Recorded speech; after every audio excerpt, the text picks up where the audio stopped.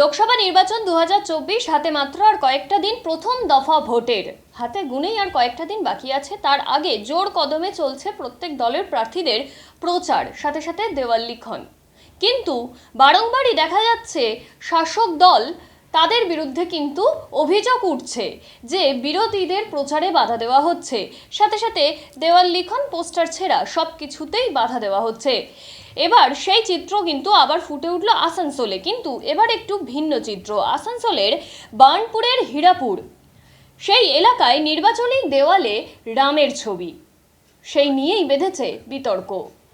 নির্বাচনী প্রচারে কেন রামের ছবি থাকবে, সেই নিয়েই বিজেপির তরফ থেকে উঠছে অভিযোগ। যদিও বা শাসক দল কিন্তু বলছে যে তারা রাম নিয়ে রাজনীতি করে না, যারা রাম নিয়ে রাজনীতি করে তাদেরকে তারা পছন্দ করে না, তাই এই কাজ তারা করেনি।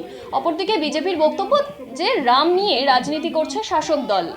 দেওয়ালে দেখা যাচ্ছে নরেন্দ্র মোদী এবং রামের ছবি, এবং সেই নিয়ে একাধিক ব্যঙ্গাকৃত কথাবার্তা। সেই ছবি আপনাদের সামনে।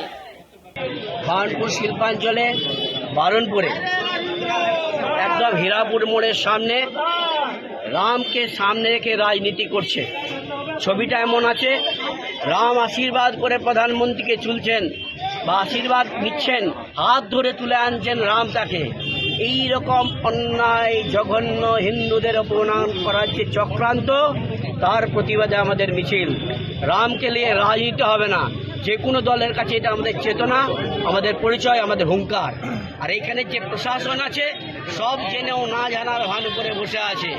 এই আন্দোলনটা আমরা শুধু বারণপুরে না, বারণপুর থেকে আসানসোল শিল্পাঞ্চলে সারা পশ্চিমবঙ্গে এবং ভারতবর্ষে ছড়াতে চাই। ইলেকশন কমিশনের কাছেও আমরা পত্র পাঠাবো, ইমিডিয়েট 24 ঘন্টার মধ্যে এই ছবিকে, রামকে অপমান করা, হিন্দুত্বকে অপমান করা ছবি যদি মুছে না দেয়, কান থেকে আমরা আন্দোলন জবরদস্ত।